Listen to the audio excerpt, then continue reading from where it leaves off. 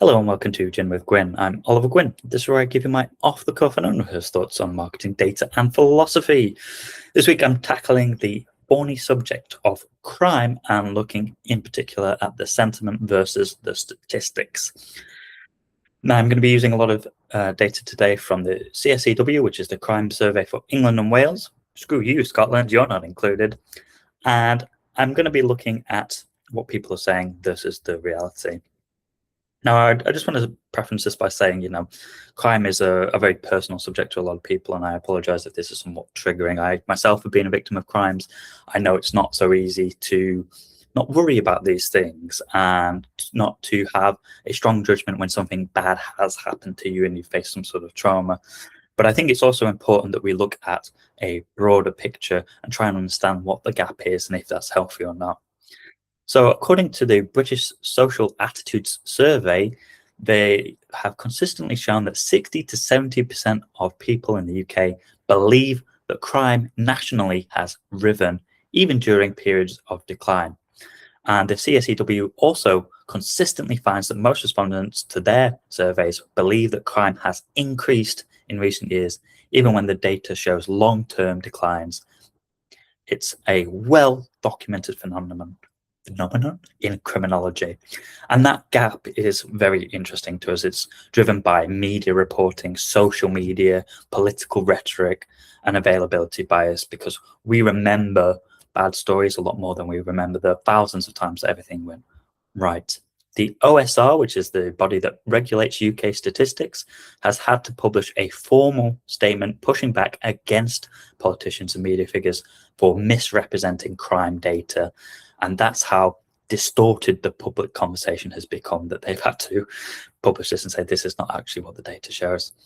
And the perception of danger and actual danger are two different things. And the UK right now are pointing in almost opposite directions.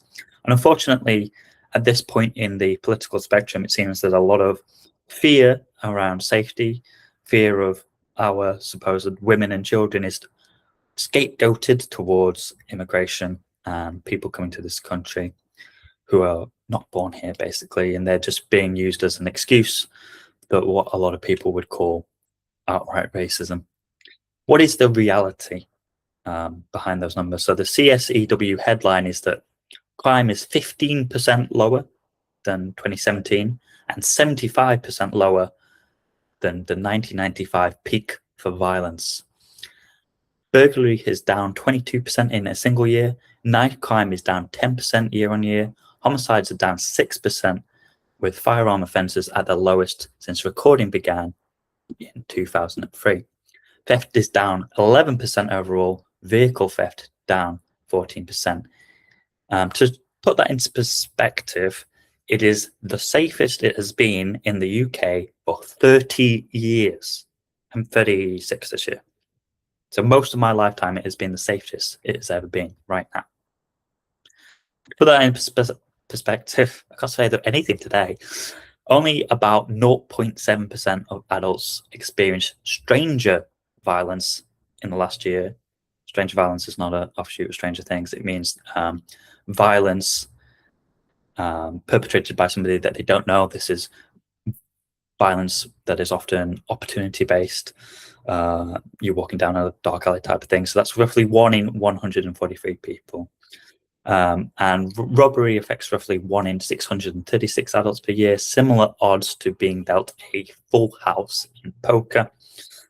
And I think it's really important to stop remembering these things when we get worried and we get scared and we get anxious, because those can be very unhealthy feelings, and we can often, you can say that there's no harm in being overprotective, but it can be damaging to our mental health if we are overly worried about the wrong things. And that's my point today, is that some crimes are going up, but they're not necessarily physical crimes. So fraud has gone up 30% since 2017, with 4.4 million incidents. That's more than theft and violence combined. And this may be showing us that crime is shifting away from physical things to online things. Of course, some crimes have gone up. Sexual assault prevalence has increased from 1.7% 10 years ago to 2.4% this last year with about 12.8% of women experiencing domestic abuse, sexual assault, or stalking in the last year. And so women have a real reason to have a heightened concern about the specific crimes that is reflected in data, not just in perception. But the honest argument is that the fear of sort of random street crime is disproportionate. Awareness of fraud and online activities is something that we should be more focused on, and there's not a lot of campaigns that are well funded compared to a lot of these headline scary conclusions here. So I think it's very interesting that the statistics regulator has had to formally intervene to correct public misunderstanding, and that tells you something about how badly the perception gap has been exploited. It's being exploited by people who want power. It's being exploited that people who want to blame a certain kind of people for why things are wrong in their own life, and it's being exploited by people who want to pit them against us and sell us sensational stories in the media. And it's the media that is driving all of this gap. Fear of crime has real costs because it restricts behavior, it reduces well-being, it distorts policies, and it gets weaponized politically. And often those weapons can actually be used against us. I'm sure we all remember the post 9/11 era when a lot of our freedom online was suddenly restricted and listened to by outside parties, which it is still today. We gave up those freedoms because, oh, well, we need to monitor the 0.00001% of bad people. And so now we'll just have to monitor every single person and every single conversation. The data is unambiguous on sort of physical crime. You are safer than you have been in any point in living memory. And we have to be careful that we don't sleepwalk our way where sentiment and feelings are more important than statistics. Obviously, anybody who's been a victim of crime, I feel sorry for them. And I understand that that bias is difficult to shake. But the real problem is that then we can begin to worry too much about these things reoccurring. We can begin to see problems where there aren't really any there. And we can begin to live our life in a sort of a sheltered way. And so, do I think that statistics are helpful? I've said before that the problem with statistics is they can always be shaped and looked at in a different way to aid certain stories. It's very easy to do that. One of my favorite examples of this is Ben Shapiro. I might be saying his name wrong there. He often quotes this statistic that they did a survey of Jews in Nazi Germany about their happiness, and that they have done a survey about trans people living in America and their happiness, and actually that the Jews in Nazi Germany were happier than the trans people today.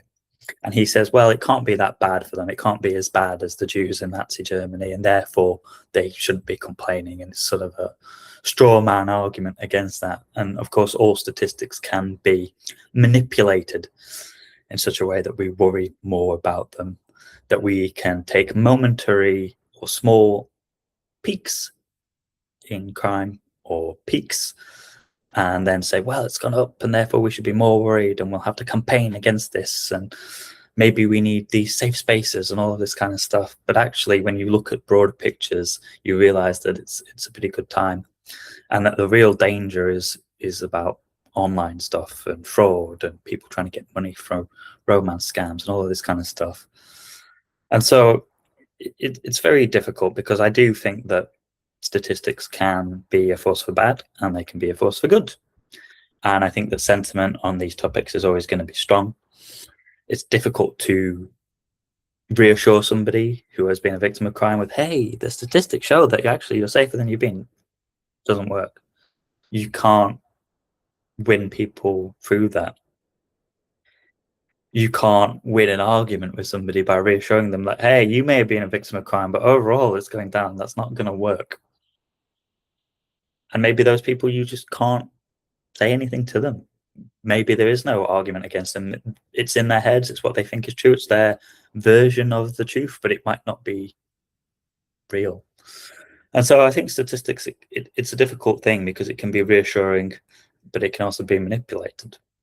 And I think we should always try and look at broader pictures and remember that things are not as scary as the media would like us to believe, and question, well, what's in it for them? What's in it for them is that they can sell you more stories, they can sell more advertising. Media in general has become more and more sensational in recent times because the competition is higher. And let's not forget that the primary source of uh, revenue is advertising. You don't get advertising if you've only got 5 people. You get it if there's 5 million people. Much more likely you will get 5 million people on an article about some horrible attack that they should be worried about versus, hey, everything's actually okay. That's just the truth of the matter, isn't it? And so crime, I think it's a very thorny subject. It's very difficult.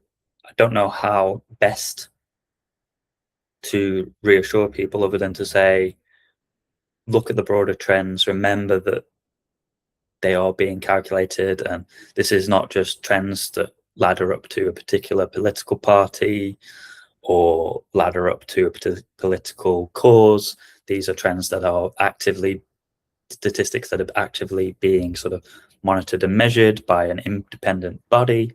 The Crime Survey for England and Wales is also an independent body, and so there's no agenda behind those statistics. And the way that they are recorded is also documented, so you can go and look into those facts yourself.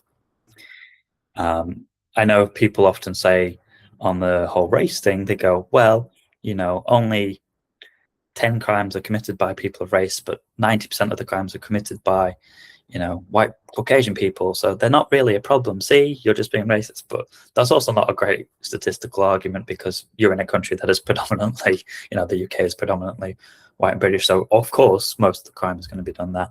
And that's also why people sort of say, well, it's disproportionate depending on race, which is another interesting argument.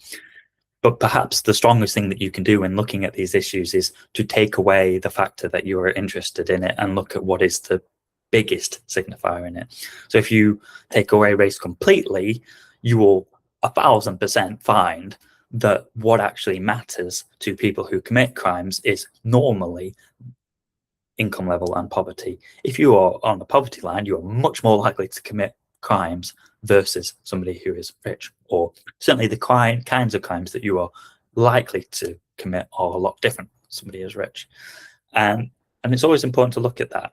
So you might say that, well, black people are disproportionate and they commit more crimes, but actually get rid of race and look at where they are in the country. Look at the regions that there are. They're in normally more poverty-stricken regions, and so when you stop and rethink of these things and you go, it's not actually people race that are committing crimes, it's people who are struggling to meet ends meet that are committing crimes, and there might be a practical reason like, hey, they need food and everything, then it makes a lot more sense. And maybe that is a better way of examining your own prejudices when you think about these issues and thinking about the issue in a broader sense. And so I don't think you can ever say to somebody who's been a victim of crime, hey, things are getting better statistically. That just doesn't work as a way of thinking. But we should always look at the organizations that we get our information from. We should remind ourselves that sensationalism sells stories, and we should try and always look at the broader picture before we get a bias that is very difficult to disengage from our own brains. These have been my thoughts this week. Let me know how you think about crime in the comments below.